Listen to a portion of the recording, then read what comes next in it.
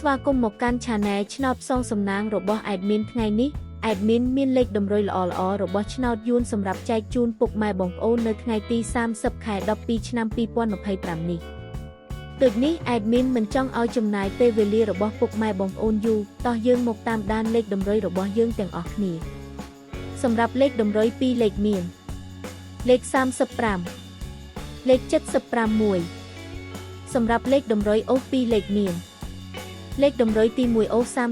30និងលេខតម្រុយចុងក្រោយអូស70សម្រាប់លេខតម្រុយ3លេខមាន837គុណនិង299គុណ